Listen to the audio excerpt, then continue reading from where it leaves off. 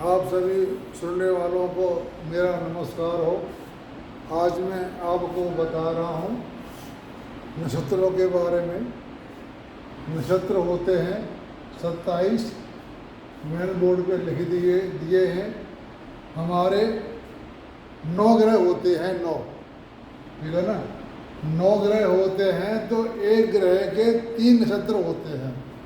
जैसे हमारा केतु है, ये इसके 3 नक्षत्र होते हैं, अश्विनी, मघा, मूल।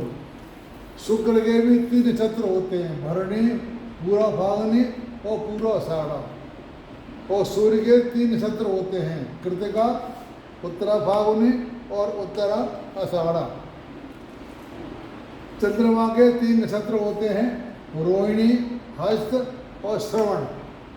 और मंगल के भी 3 नक्षत्र होते हैं, मृगशिरा, चित्रा और धनिष्ठा। और राहु के भी नक्षत्र होते हैं 3, आद्रा, स्वाति, शतभिषा।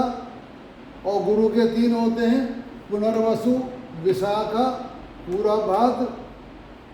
और शनि के होते हैं पुष्य, अनुराधा, उत्तर भाद्र और शनि। और बुध के होते हैं अश्लेषा, ज्येष्ठा और रेवती।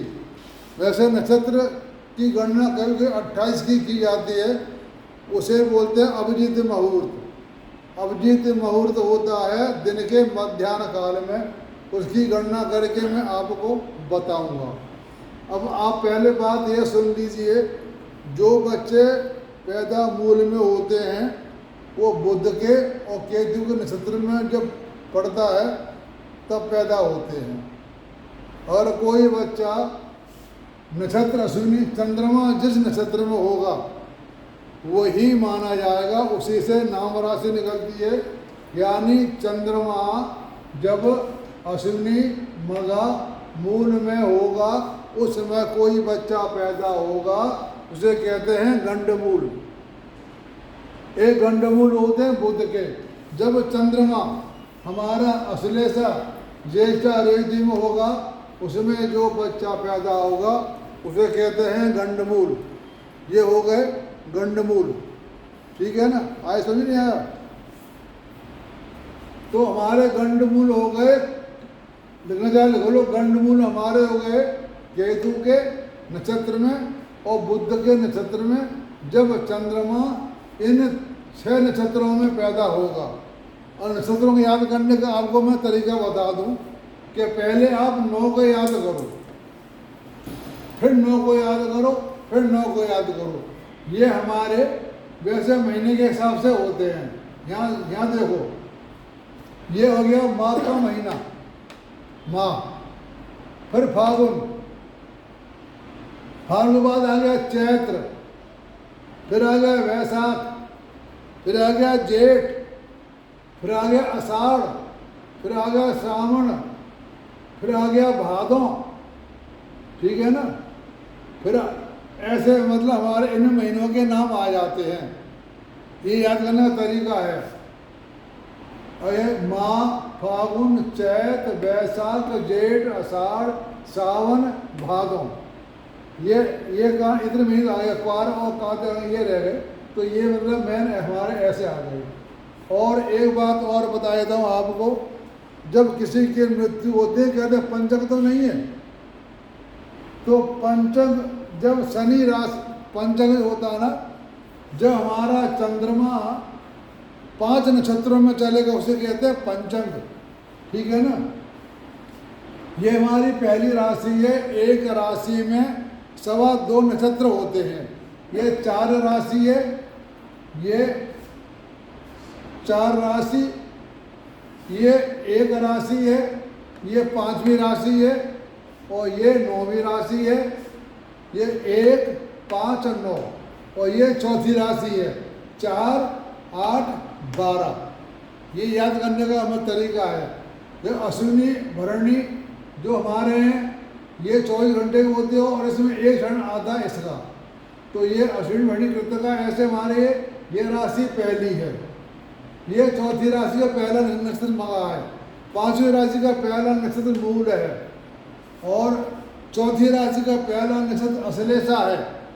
और 8वीं राशि का पहला नक्षत्र ज्येष्ठा है, ये तरीका याद करने का। और 8वीं राशि का पहला नक्षत्र रेवती है। ऐसे हमारे 1, 5, 9, 4, 8, 12। जब पंचक जमा हरा लगता है ना, तो वो लगता है कुंभ राशि से। कुंभ राशि हमारी आ गई यहाँ पर धनिष्ठा। यहाँ कुंभ राशि आएगी हमारी, क्योंकि यहाँ ये 9 राशि, देखो इधर ये 9 राशि है, पूरा मूल पूर्वाषाढ़ा और एक गणेश का आ गया, ये 9वीं और ये 10वीं, ये राशि आती 11वीं। तो 1, 2, 3, 4, 5, इन 5 नक्षत्र में जब चंद्रमा होगा उसे कहते हैं पंचक में मृत्यु हुई है। ठीक है ना। जब चंद्रमा धनिष्ठा कुंभ राशि में धनिष्ठा आता है, धनिष्ठा कुंभ राशि और मीन राशि, ये 12वीं हमारी, ये राशि हमारी 12वीं राशि है। 4, 8, 12 12वीं राशि के हमारे रेवती है, उत्तर भाद्र और एक चरण यहाँ का है, 9 चरण हो गए। तो ये याद रखो कि जब चंद्रमा कुंभ और मीन राशि में होगा उस समय कोई भी मृत्यु होगी, उसे कहते हैं हम पंचक। ठीक है ना। तो ये मैंने आपको मूल नक्षत्र बता दिए, गंडमूल नक्षत्र बता दिए, पंचक बता दिए। ये हमारे जो 27 नक्षत्र हैं, ये 27 नक्षत्र ही चंद्रमा की पत्नी के नाम हैं। सबसे प्यारी इनको रोहिणी लगती है। जो रोहिणी, ये हमारे जो नक्षत्र है ना आसमान में, ये अपनी जगह पे स्थिर रहते हैं, ये घूमते नहीं हैं। तो इनसे ही हमारा नाप लिया जाता है दूरी का। दूरी का हमेशा माप लिया जाता है सूर्य से। सूर्य अपनी जगह पे बैठा हुआ है, उसी से ग्रहों का दूरी ली जाती है। नक्षत्र मात्र तरह से होते हैं ना, रोड पे मील खड़े होते हैं, मील, ऐसे हमारे ये 27 मील खड़े होते हैं, उनसे ही दूरी मापी जाती है। ये कभी हिलते नहीं, अपनी जगह पे स्थिर रहते हैं। बाकी ग्रह सूर्य के चक्कर लगाते हैं, लेकिन जो नक्षत्र होते हैं ये कभी चक्कर नहीं लगाते, ये अपनी जगह पे स्थिर रहते हैं हमेशा। तो ये मैंने आपको बता दिया। और हाँ, और आगे आपको काम आएगा जब हम का नाम ज्योतिष में जाएंगे, तो दशा होती है 120 साल की। जब इनको हम जोड़ेंगे ना, इनको 7, 20, 6, 10, 7, 18, 16, 19, 20, तो ये हो जाएगी 120 वर्ष।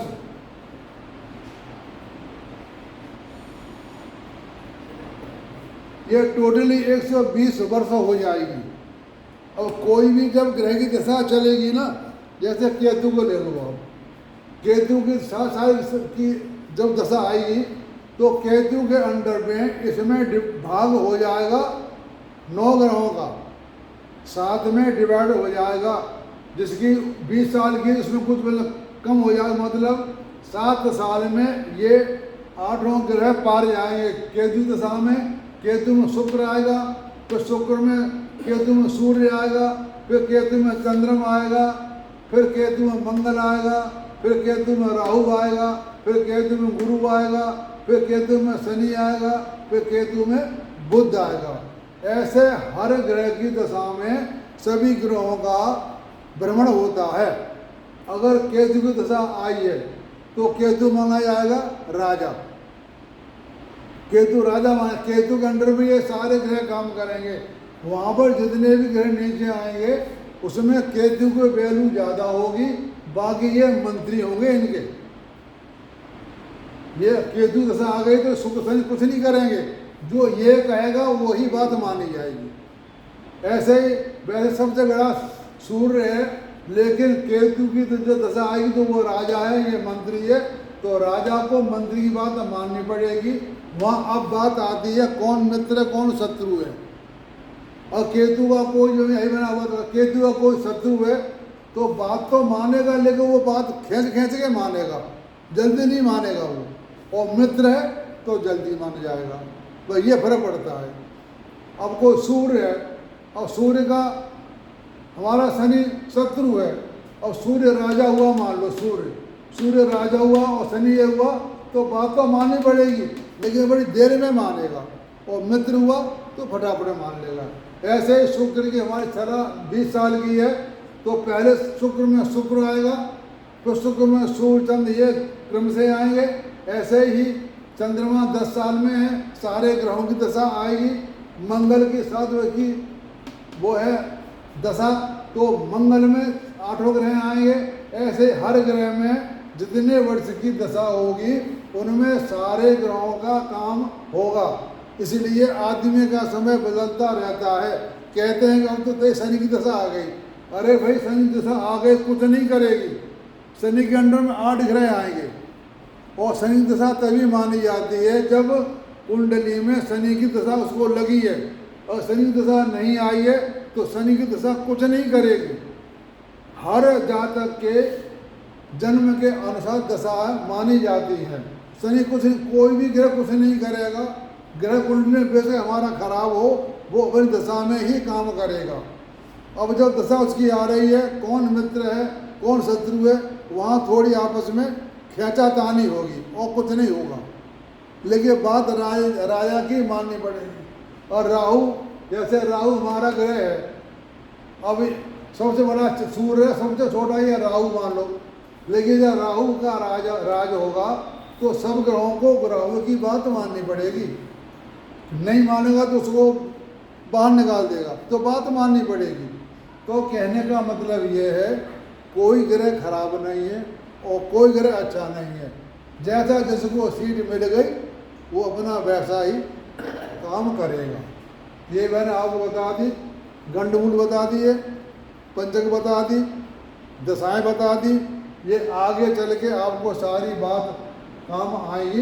इनको आप ध्यान में रख करके आप मेरी वीडियो देखें। जब कोई बात समझ में ना आए उसको बार बार देखते रहें तो आपको सारी बातें समझ में आ जाएंगी। अब मैं आपको आगे बताऊंगा, इसको इतना ही बहुत है कि वीडियो लंबी हो जाती है। आप सबको धन्यवाद और नमस्कार।